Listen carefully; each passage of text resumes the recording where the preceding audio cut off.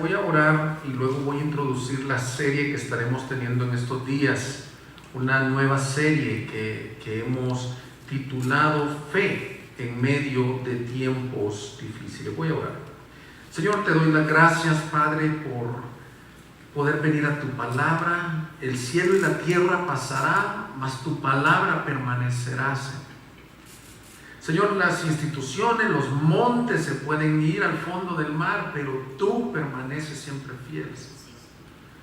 Y te damos gracias porque la palabra es nuestro escudo, nuestro baluarte, y por eso nos reunimos frente a una pantalla probablemente, pero de todas formas es la palabra inspirada por Dios. Permíteme ser fiel al texto y ser un heraldo del Evangelio en tiempos de crisis.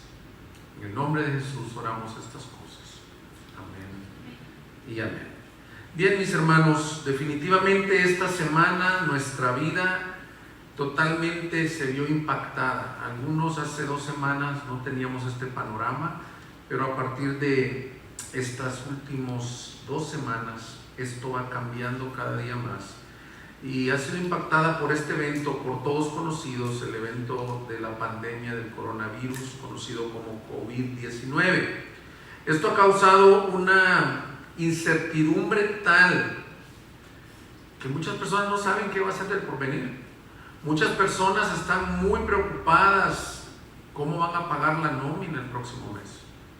Muchos están preocupados por sus ancianos, por sus padres, por sus tíos, sus familiares.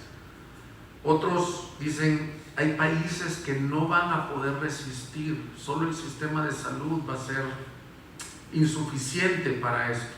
Si países de primer mundo como China o Italia o España están siendo afectados, ¿cuánto más nuestros países?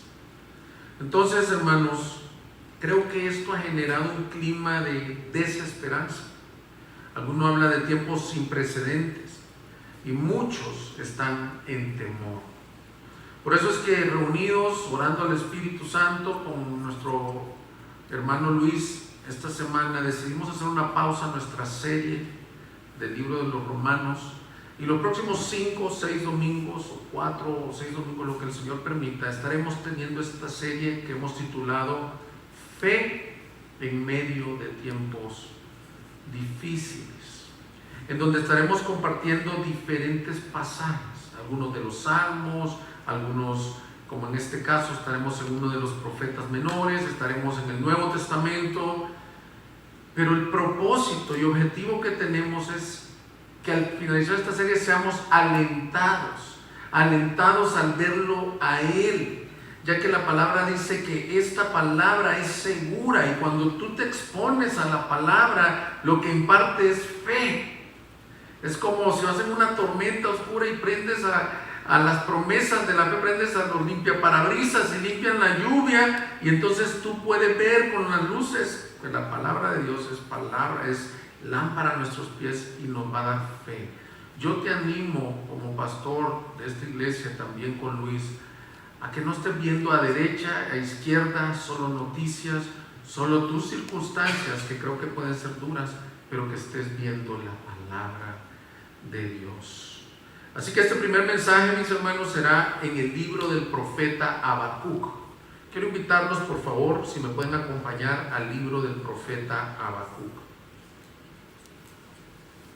Aquí consideraremos algunos principios bíblicos que vemos en el caso del profeta Habacuc, de cómo enfrentar situaciones adversas.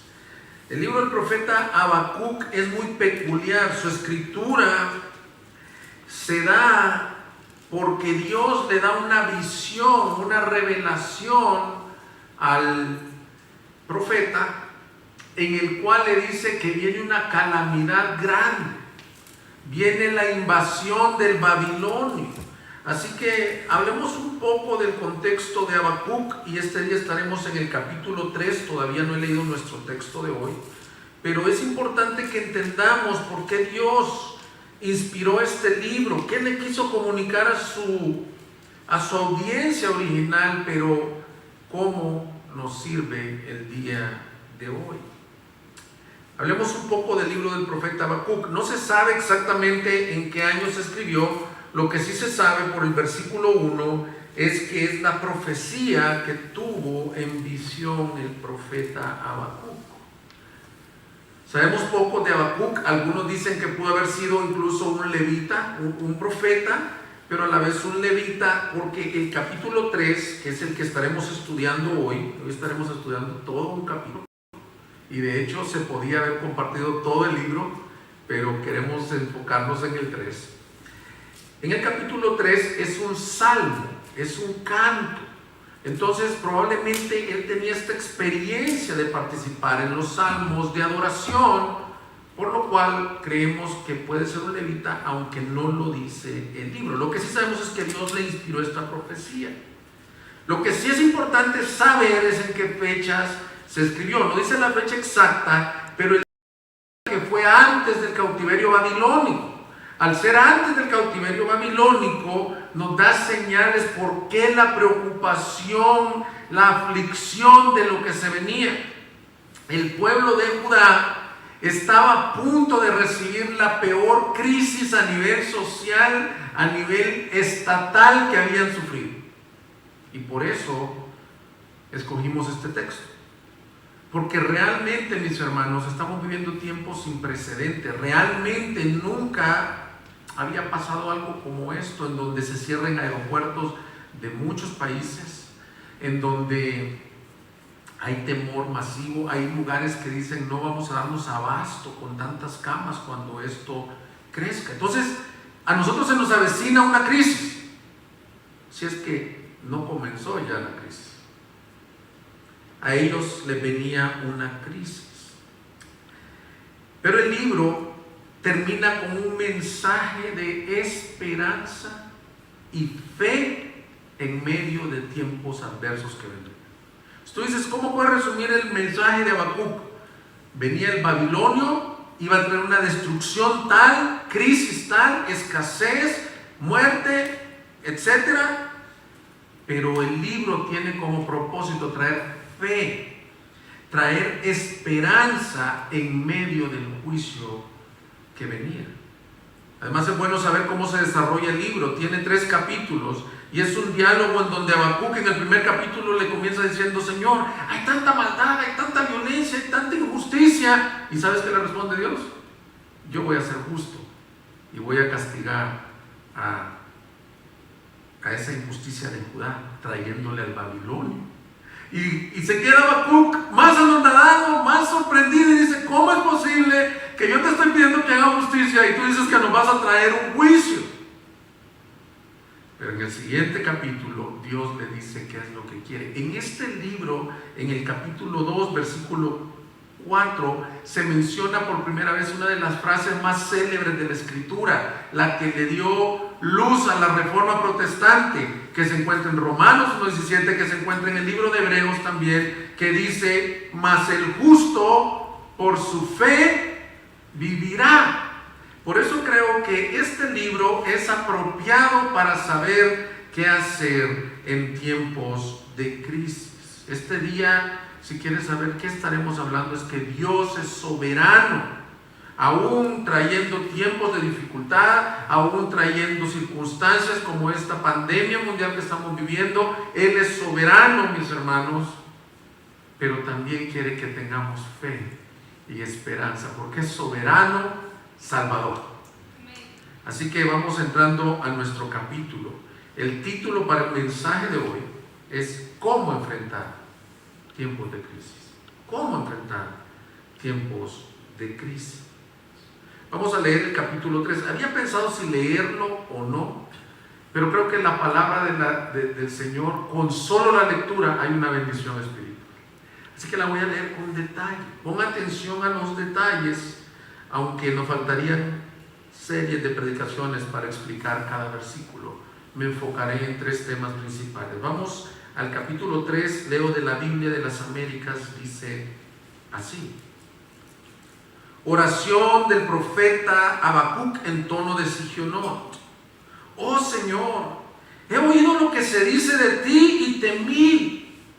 Aviva, oh Señor, tu obra en medio de los años. En medio de los años, dala a conocer. En la ira, acuérdate de tener compasión. Dios viene de Temán y el santo del monte Parán, Selah. Su esplendor cubre los cielos y de su alabanza está llena la tierra. Su resplandor es como la luz, tiene rayos que salen de su mano y allí se oculta su poder. Delante de él va la pestilencia y la plaga sigue sus pasos. Se detuvo e hizo temblar la tierra, miró e hizo estremecerse a las naciones. Sí, se desmoronaron los montes perpetuos, se hundieron las colinas antiguas. Sus caminos son eternos. Bajo aflicción vi las tiendas de Cusán, temblaban las tiendas de la tierra de Madián. ¿Te indignaste, Señor, contra los ríos? Contra los ríos fue tu ira, contra el mar tu furor, cuando montaste en tus caballos, en tus carros de victoria. Tu arco fue desnudado por completo, las varas de castigo fueron juradas. Selah. Con ríos hendiste la tierra, te vieron los montes y temblaron, el diluvio de aguas pasó, dio el abismo su voz, levantó en alto sus manos. El sol y la luna se detuvieron en su sitio, a la luz de tus saetas se fueron, al resplandor de tu lanza fulgurante. Con indignación marchaste por la tierra, con ira hollaste las naciones, pero saliste para salvar a tu pueblo, para salvar a tu ungido. Destrozaste la cabeza del impío, de la casa del impío, descubriéndolo de arriba abajo. Traspasaste con sus propios dardos la cabeza de sus guerreros que rompieron para dispersarnos. Su regocijo fue como el de los que devoran en secreto a los oprimidos. Marchaste por el mar con tus caballos, en el oleaje de las inmensas aguas. Oí y se estremecieron mis entrañas. A tu voz temblaron mis labios. Entra podredumbre en mis huesos y tiemblo donde estoy. Tranquilo espero el día de la angustia, al pueblo que se levantará para invadirnos. Y estos textos son nuestro énfasis de hoy. Aunque la higuera no eche brotes, ni haya fruto en las viñas, aunque falte el producto del olivo y los campos no produzcan alimentos, aunque falten las ovejas del aprisco y no haya vacas en los establos, con todo, yo me alegraré en el Señor, me regocijaré en el Dios de mi salvación. El Señor Dios es mi fortaleza. Él ha hecho mis pies como los de las siervas, y por las alturas me hace caminar. Para el director del coro, con mis instrumentos de cuerdas. De todo el contexto del libro del profeta Habacuc podemos encontrar situaciones similares a las que estamos viviendo, mis hermanos, pero en este último salmo de Habacuc, en este canto, podemos aprender tres pilares de cómo enfrentar la crisis que se avecina. Vamos a encontrar esos pilares de fe en las divisiones que el libro nos da. Del versículo 1 al 2, él está haciendo una oración en donde pide que avive su obra en medio de los tiempos. Del 3 al 16, Habacuc demuestra el poder y la gloria de Dios y que ese Dios viene para salvar. Y por último, del 17 al 19, Habacuc termina poniendo toda su confianza en él. Así que por eso el título del mensaje: ¿cómo enfrentamos los tiempos de crisis? Primer pilar, versículos 1 y 2. Podemos enfrentar los tiempos de crisis clamando a Dios que avive su obra en medio de los tiempos. Ahorita Luis decía en el tiempo de oración pastoral que muchos de nosotros hemos orado, otros hemos rogado, pero la expresión que está ahí en el versículo 1, oración del profeta, era un salmo que tenía la intención que lo cantara todo el pueblo, pero esta oración es una oración de clamor. Ahora, antes de decir aviva, oh Señor, tu obra, lo primero que dice: he oído lo que dice de ti y temí. ¿Cuál es este temor que trajo a Habacuc este libro? ¿Cuál fue este temor? El Señor le mostró la calamidad que venía. Y mis hermanos, estamos considerando, como decía Luis, este día miércoles reunirnos a través de esta forma virtual y hablar un poco del temor. Yo te quiero decir esto: la obra del Señor es temible. El fin de los tiempos es temible. Yo no quiero aprovechar ese momento como muchos predicadores comienzan a hablar de juicio y se vuelven predicadores del juicio. Pero quiero decirte esto, mis hermanos: es temible lo que está pasando. Cuando Habacuc oye lo que venía del Babilonio, es similar a lo que tú y yo estamos oyendo ahorita, de decir: viene una gran calamidad y temí. Pero la hermosa característica que el Señor le da en este capítulo 3, porque es un salmo de esperanza, es que es un temor santo al Señor, es un temor reverente. Y es un temor que lo hace a Él clamar. El temor puede hacer dos cosas en ti: paralizarte y estar ahí en tu casa, como decimos en buen mexicano, comiendo ansias, no durmiendo, ansioso. Pero Él dice: he escuchado lo que se dice de ti y temí. Y lo repite en el versículo 16, ¿lo pudiste ver? Oí. ¿Y qué dice? Se estremecieron mis entrañas, a tu voz temblaron mis labios. Él estaba temblando por lo que venía. Yo quiero decirte que es normal. Dios nos dio esa alarma de poder tener temor ante las adversidades. Pero lo glorioso de la vida cristiana espiritual es que el Señor nos va a llevar sobre ese temor que tú tienes. La obra de Dios es gloriosa. Él pudo haber dicho: no, Señor, no mandes este cautiverio babilónico. Y algunos de nosotros decimos: Señor, por favor, que ya se pare todo, que no haya adversidades, que no sufra nadie. Pero lo interesante es que la primera petición que Él hace, que es nuestro pilar: ¿qué puedes estar haciendo para tener fe? Clamando a Dios en este tiempo. ¿Qué le vas a estar clamando? Versículo 2: aviva, oh Señor, tu obra en medio de los años. Lo interesante es que lo que le está diciendo es: haz tu obra en las naciones. Si tu obra es que venga el Babilonio y nos consuma, fíjate qué hombre de fe es: avívalo. Ahora, ¿cómo se aplica esto a nosotros? Que tú puedas estar diciendo: Señor, yo quiero ser parte de tus propósitos. Tu iglesia es parte de tus propósitos. Aviva tu obra de salvación. ¿Por qué creo que se está refiriendo a la obra de salvación en medio del juicio? Por lo que dice al final del versículo 2. En la ira, ¿qué dice? Acuérdate de tener compasión. Y esa palabra compasión en hebreo, ¿sabes cómo es? Como lo que siente una madre por su bebé recién nacido. Tiene que ver con la misma raíz de vientre materno. Entonces, haciendo así un resumen sencillo de cuál debe de ser nuestro primer pilar de fe, nuestra primera pilar que debe de estar pidiendo es: clama a Dios que traiga un avivamiento espiritual en el cual Él tenga compasión por este mundo que está sufriendo, que tenga compasión de nosotros. Yo creo que sin precedentes Dios está permitiendo esto para su iglesia, para que nos volvamos a Él en espíritu de oración, de clamor. Y quiero aplicar el mensaje, no quiero que sea un estudio teológico, mis hermanos. Si de aquí a unas semanas las cosas comienzan a escasear y todo eso, te vas a dar cuenta que lo esencial, lo único que nos queda es tu comunión entre tú y el Señor. Yo mucho tiempo entendía mal esa palabra: aviva, oh Señor, tu obra.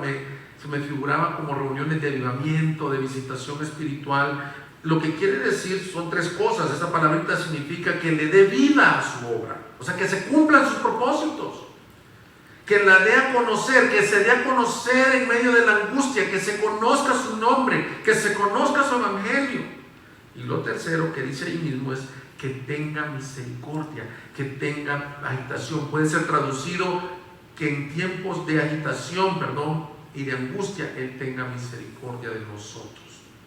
Quiero ser cuidadoso aquí porque muchos de ustedes, a lo mejor no todavía en nuestra iglesia, no todavía en nuestro estado, creo que en el país sí, ya están siendo afectados por esto. Y que yo venga a decirte sin cuidado, el Señor ha traído aquí este mal y entonces pidamos que avive esto, se me hace injusto para alguien que está sufriendo. Pero hay cosas que le puedes pedir al Señor y que son claras, que debes de aprender de una pandemia, de una crisis. Esto no se salió de la soberanía de Dios. Dios ha permitido esta situación. Dios está sentado en su trono, nos decía ahora Daniel en el tiempo de alabanza. No se goza de calamidad. Tan lejos, me decía mi esposa que la vecina, los vecinos están bien angustiados, personas mayores con diabetes, tapabocas. A veces confiamos más en el gel desinfectante que en lo que el Señor nos guarda. Este es un tiempo que la iglesia puede estar de rodillas diciendo: Señor, aviva tu obra, dala a conocer, salva en medio de la crisis, Señor, úsanos.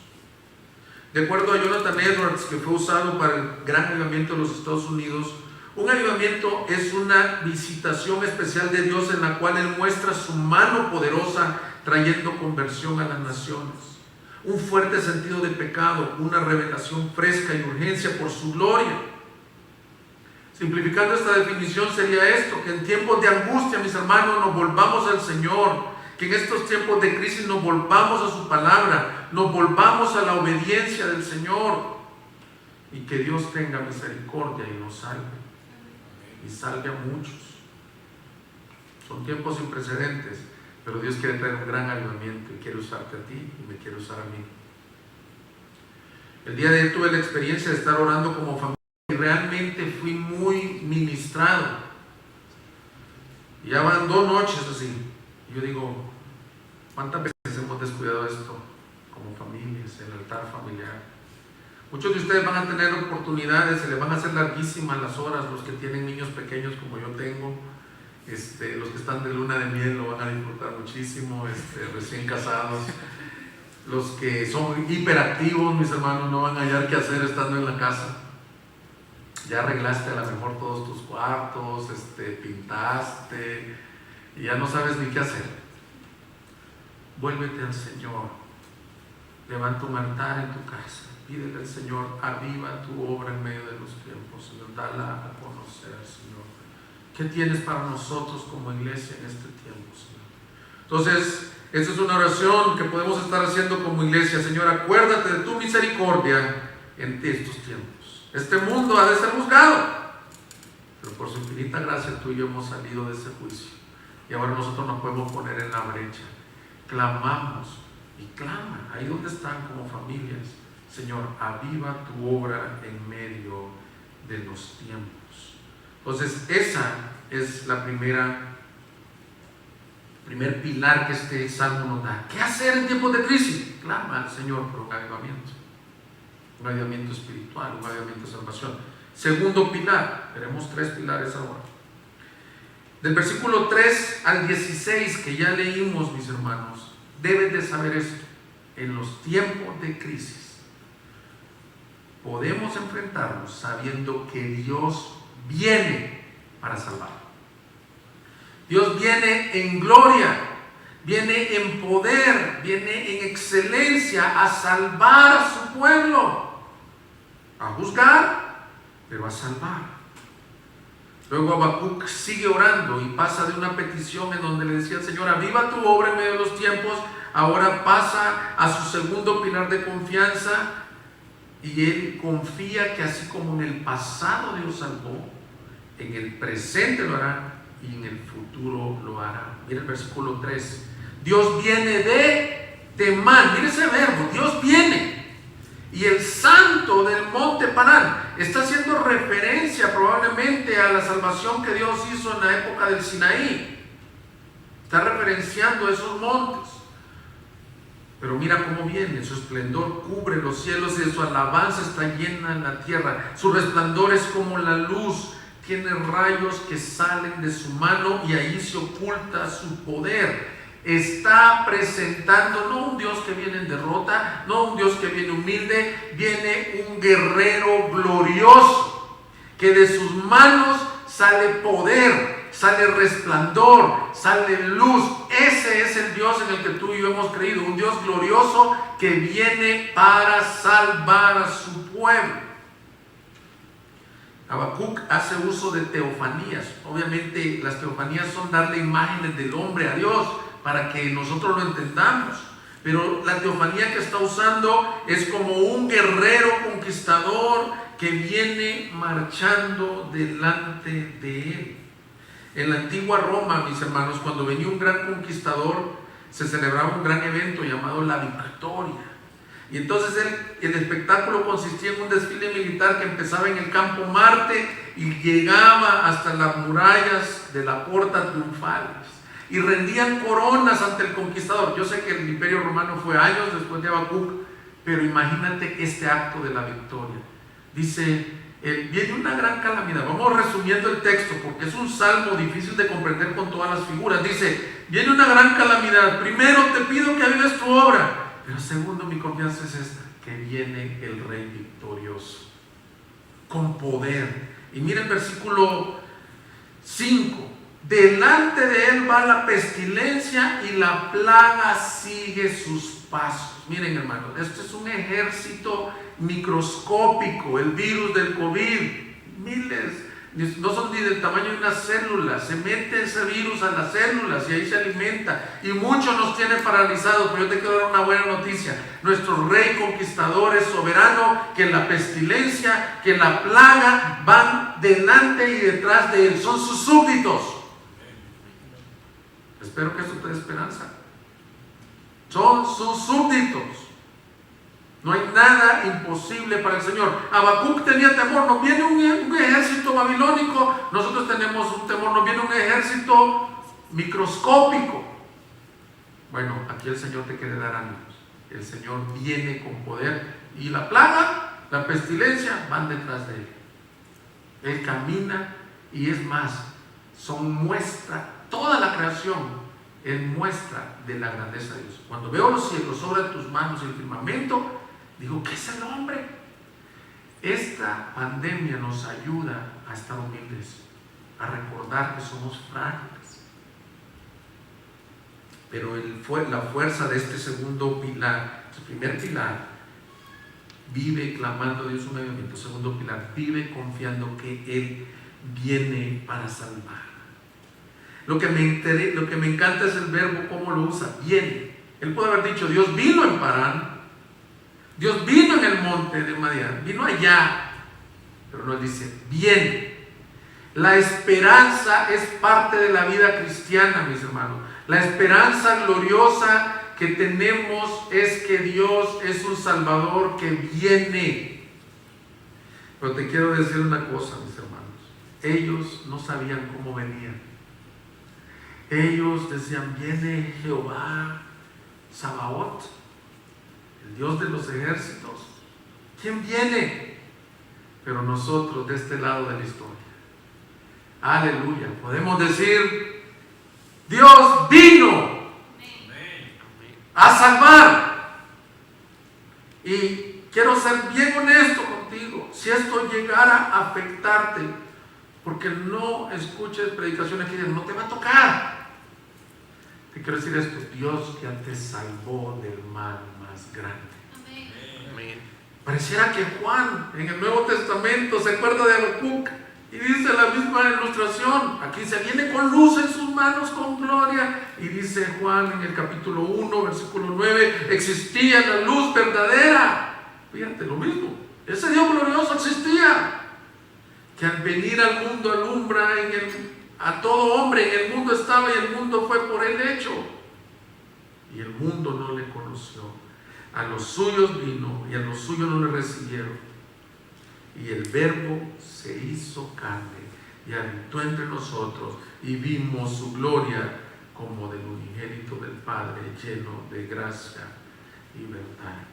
Dios ya vino en Cristo Jesús.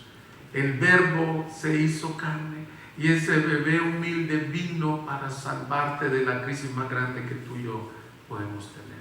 No nos salvó de sufrir en esta vida, pero nos salvó del juicio, del fuego, de la ira de Dios eternas en Cristo Jesús. Qué gran Salvador tenemos, mis hermanos. El mundo está desesperanzado en estos momentos, pero tú puedes leer a Habacuc en esos versículos y decir: el Señor viene, y vino en la persona de Cristo Jesús. Por gracia habéis sido salvos, y esto no de vosotros, pues es don de Dios en Cristo Jesús. ¿No te sientes privilegiado de ser parte del pueblo de Dios? No nos salvó por obras de justicia, como que Pablo y Juan en el Nuevo Testamento hacen referencia a estos profetas y dicen: miren, a ellos no los salvó por ser Judá tan bueno, de hecho lo que ellos merecían era un juicio. Los salvó por amor de su nombre, porque Él es fiel. Ahora presenta a un Dios poderoso, pero te quiero decir que esta profecía tiene un doble cumplimiento. Vino en Cristo y volverá a reinar. Y regresará. El retorno del rey conquistador es inminente, mis hermanos.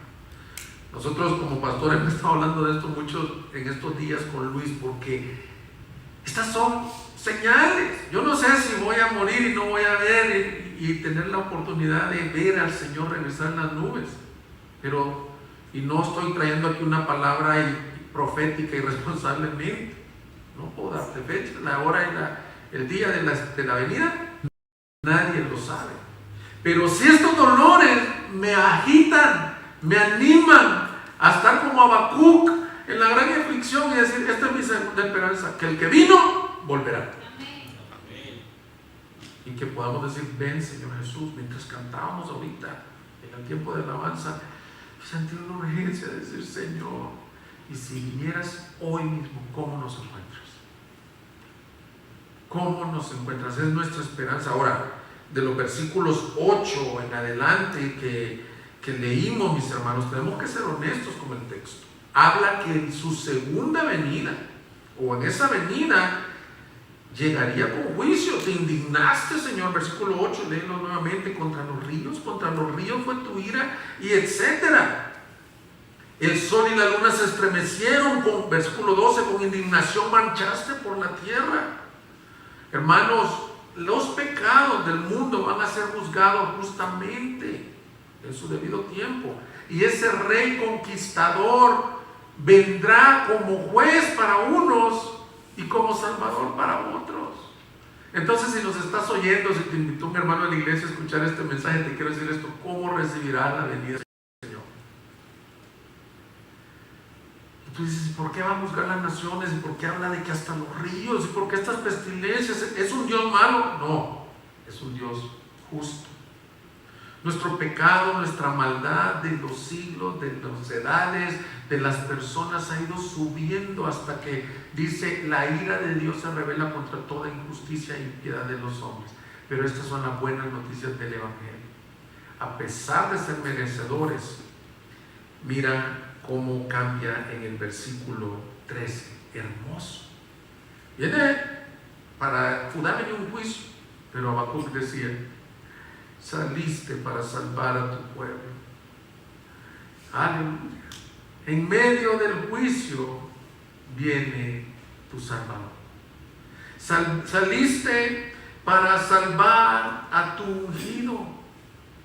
Miren, mis hermanos, la Escritura dice en 2 Corintios 5, 17 al 21, que tú y yo ya no somos merecedores del juicio. Yo traigo una palabra de ánimo, porque mucha gente dentro de la iglesia dice: este juicio nos está cayendo como iglesia. No, mis hermanos, el juicio que tú y yo merecíamos fue sobre la persona de Cristo Jesús. Él está viniendo para salvar. Vendrá a buscar las naciones en su tiempo, pero mira lo que dice: de modo que si alguno está en Cristo. ¿Tú estás en Cristo? Nueva criatura es. Las cosas viejas pasaron, y aquí son hechas nuevas. Y todo esto procede de Dios, quien nos reconcilió con por medio de Cristo y nos dio el ministerio de la reconciliación, a saber que Dios en Cristo estaba reconciliando al mundo consigo mismo, no tomando en cuenta a los hombres sus transgresiones, y nos ha encomendado a nosotros la palabra de reconciliación. Por tanto, somos embajadores de Cristo, como si Dios rogara por medio de nosotros. En nombre de Cristo rogamos, reconciliados con Dios. Al que no conoció pecado, le hizo pecado por nosotros, para que fuésemos hechos justicia de Dios en él. Es decir, vendrá el Rey conquistador, pero aquellos que por su gracia hemos recibido la salvación, ya no estamos bajo juicio, sino bajo misericordia, mis hermanos. Saliste para salvar. Entonces, el primer pilar que podemos estar confiando en Dios en este tiempo es: clama a Dios por un avivamiento de su obra. El segundo pilar en el que podemos estar confiando es: confía que Dios vino para salvar y regresará por su pueblo. Y tercer pilar, que es el énfasis que le quiero dar al pasaje: podemos enfrentar la crisis. Podemos enfrentar la crisis encontrando nuestra máxima satisfacción en Dios. Versículos 17 al 19. Finalmente termina este salmo con una de las declaraciones de confianza más grandes que se encuentran en las Escrituras. Leemos a partir del versículo 17 que este Rey Salvador le cambió la visión a Habacuc. Y mira cómo dice: aunque la higuera no eche brotes, ni haya fruto en las viñas, aunque falte el producto del olivo, y aunque los campos no produzcan alimentos, aunque falten las ovejas del aprisco y no haya vacas en los establos. ¿Cuáles son tus aunques? ¿Cómo un hombre llega a decir estos aunques? Aunque me enferme, aunque pierda el trabajo, naturalmente es imposible, mis hermanos. Pero creo que el mismo Salmo nos da el cómo. Aquí hay varios aunques que, si tú notas, van desde lo no esencial hasta lo esencial. De acuerdo a la tradición agrícola judía, por ejemplo, el fruto de la vid o el olivo, aunque eran alimentos, pero eran de segunda esencia. Él dice: aunque falten los de segunda esencia.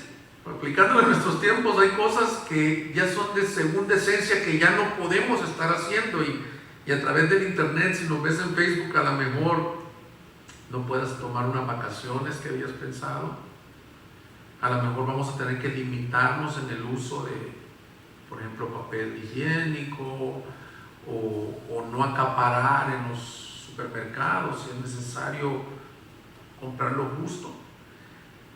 Y podría decir alguien: yo sí, ahí, aunque me falte eso, seguiré alabando al Señor. Amén. Pero crece el aunque. El segundo aunque habla ya de cosas esenciales. Hermanos, estamos hablando de una fe. Ya estoy llegando casi a la conclusión del mensaje. Aunque falte las ovejas del aprisco. Ellos eran principalmente así ganaderos.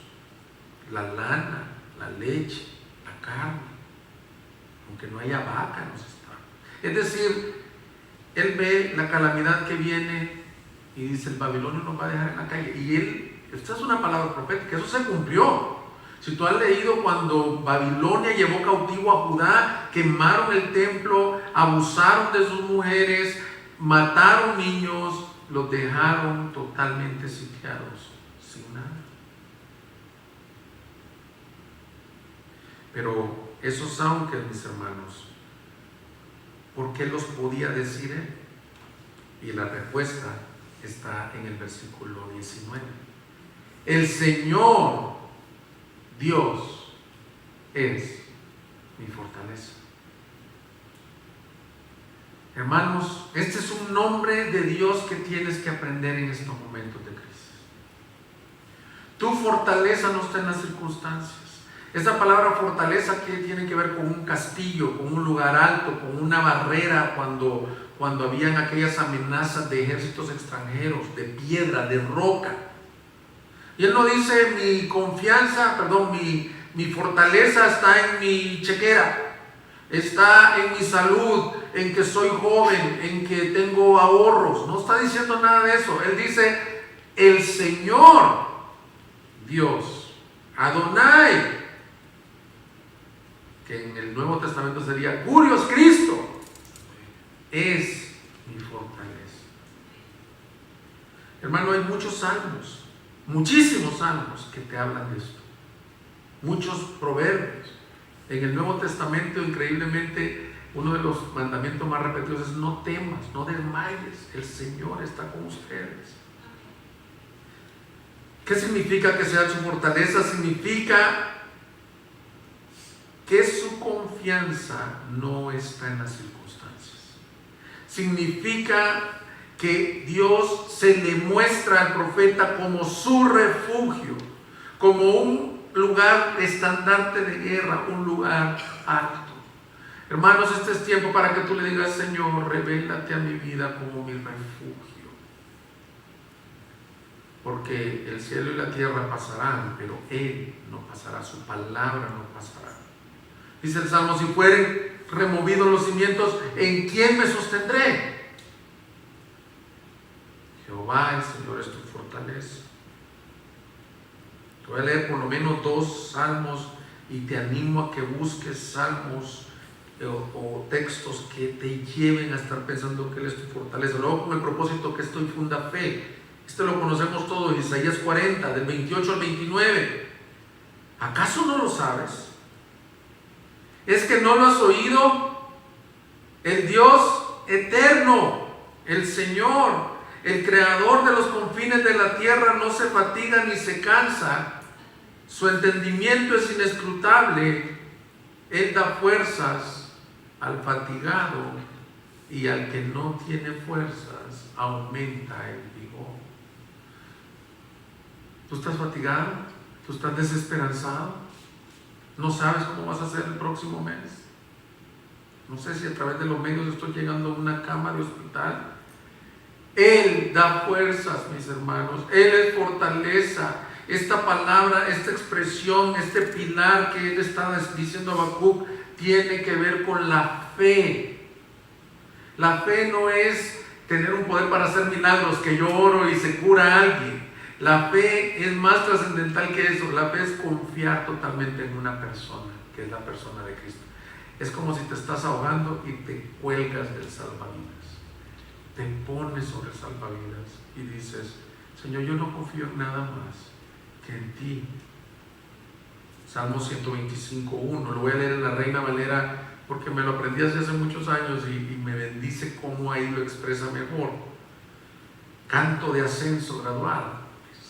Los que confían en Jehová son como el monte de Sión, que no se derrumba, sino que permanece para siempre. Como Jerusalén tiene montes alrededor de ella, así Jehová está alrededor de su pueblo, desde ahora y para siempre. Entonces él decía: aunque falte esto, aunque falte en la economía, aunque no tenga para comer, aunque esté padeciendo, y voy a decir algo fuerte, aunque perdiera su familia, lo que esperamos en Jehová, somos como el monte de Sión. Ese monte de Sión tiene ahí miles de años y no se ha movido y no se va a mover. Así son los que esperan al Señor, firmes, estables. Sobre Cristo la roca firme estoy, porque Él es nuestro Salvador. Dice que ese monte de Sión tiene montes alrededor de ella. Algunos de ustedes han podido viajar a Israel y nos podrían dar una clase de geografía. Y esa ilustración, yo me imagino que el Salmo 125 que se lo atribuyen a David, está David sentado viendo el monte de Sión y dice: wow, este monte nunca se mueve. Así son los que confían en el Señor. Pero luego ve a los alrededor y ve un montón de montes. Y dice, así está, no montes, no una alarma, no gel antibacterial, así está alrededor tuyo. ¿Quién? Así está alrededor de su pueblo, Jehová. Tu casa, mis hermanos, mi casa, tu vida está guardada, no tal vez de enfermarte, pero del mayor mal, de la salvación. Nosotros esta semana veíamos con Luis en Éxodo que llegaron las plagas a Egipto, y el otro domingo creo que estaremos compartiendo sobre ese pasaje, y que en Gosén no les pasaba nada. O sea, fíjate, había oscuridad en todos lados, menos en la casa del pueblo de Dios. ¿En qué está tu confianza, mis hermanos? Habacuc nos da un ejemplo de fe en el Antiguo Testamento de lo que Dios quiere en el Nuevo Testamento, porque dice la Escritura, es pues la fe, la certeza de lo que se espera, la convicción de lo que no se ve. Es confiar en Cristo para salvación totalmente. Lo segundo, que ese salmo, a esa parte, ese pilar que estamos viendo de confianza, ¿por qué podía decir aunque? Porque Dios era su fortaleza. ¿Por qué podía decir aunque esto falte? Es porque la satisfacción del hombre no depende de lo que tiene ni de lo que vive. ¿Cómo lo sabemos? Si regresas ahí a Habacuc, por favor, dice, con todo, versículo 18, yo me alegraré en el Señor. ¿Cuál con todo? ¿Qué es ese con todo? Con todo lo que le falta. Ahora, en estos tiempos se ve, en los tiempos de crisis se ve lo que está dentro del corazón. Muchos de nosotros vamos a estar estresados. Hay hasta memes en el internet que dicen, en este tiempo voy a terminar divorciado con mi mujer. Imagínate lo que la gente está pensando, en lugar de ver una oportunidad para crear relaciones, discipular a sus hijos, etc. Pero lo que más veo es queja.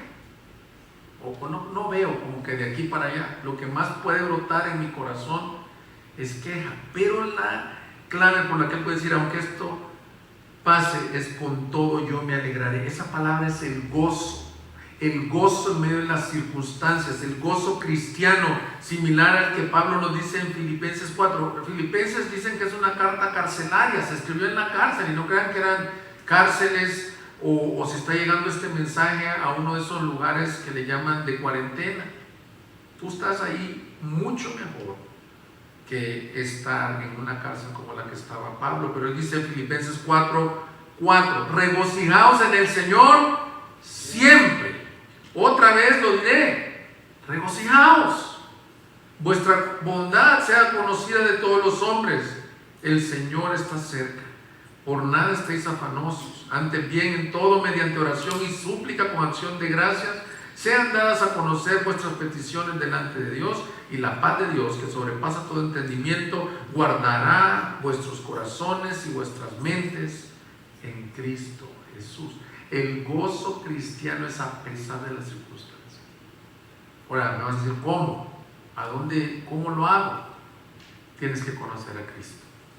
Cuando Él llena el alma, cuando Él llena el corazón, dice el canto que acabamos de cantar, si el diablo o las pruebas trataran de tentar,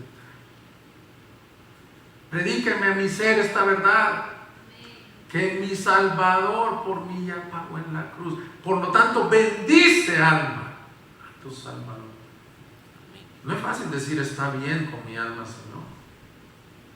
Ni yo pretendo decirte que soy siempre así, pero para eso estamos retándonos con este mensaje. Gozaos en el Señor siempre. Por eso él decía, aunque no haya comida, aunque me quede sin nada, con todo yo me alegraré. Y termina el salmo con esto que quiero terminar el mensaje. Cuando hemos confiado en Él, Él nos responde y Él dice, Él ha hecho mis pies como los de las siervas, y por las alturas me hace caminar. Cuando nosotros confiamos en Él, Él ve una ilustración, Habacuc, que es de hecho del Salmo 18. Él dice exactamente el Salmo 18, 31, 33, dice, porque ¿quién es Dios fuera del Señor? ¿Y quién es roca sino nuestro Dios? Él es el Dios que me ciñe de poder y ha hecho perfecto mi camino, el que hace mis pies como de siervas y me afirma en mis alturas. Esta expresión no quiere decir que no pasarás tribulaciones o que probablemente no seas afectado, pero nos habla de victoria espiritual. Esos siervos, no está hablando siervos de servidores, sino esos animalitos, siervos o siervas, caminan con una firmeza y cada vez van escalando más a las alturas. Muchos de nosotros le tenemos temor a las alturas, a las pruebas, y que viene. Bueno, dice, Él hace mi pie como los de las siervas. Te habla de una firmeza, de una solidez, de una estabilidad. Dice que te hace andar en las alturas. Porque la Escritura dice, cuando tú eres débil, Él es fuerte. En tu debilidad, su poder se perfecciona. Por lo tanto, el secreto del profeta no es un secreto a voces. Habacuc 2:4. Mas el justo por fe vivirá. Y Él te hace andar en las alturas. Quiere decir que te hace andar en victoria. A mí me sorprende como iglesia cómo a veces he visto la prueba que ha pasado Fina o algún otro de ustedes que han perdido cosas y verlos en victoria espiritual. Eso se refiere a ese texto. Para el mundo pueden ser derrotas. ¿Y por qué está sufriendo esta persona?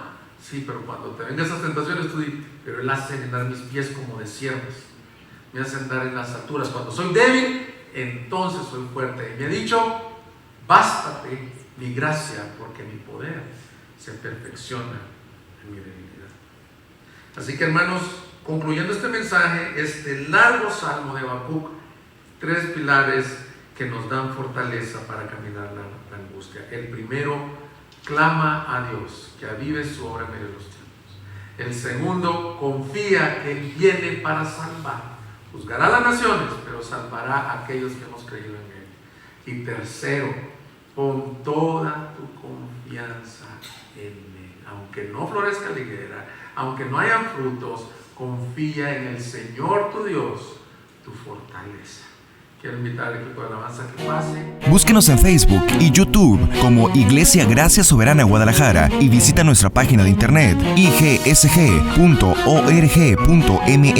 y disfruta de este y otros mensajes. Visítanos, estamos en Avenida San Luis Gonzaga, 5114, Zapopan, Jalisco, México. Estaremos felices de recibirte.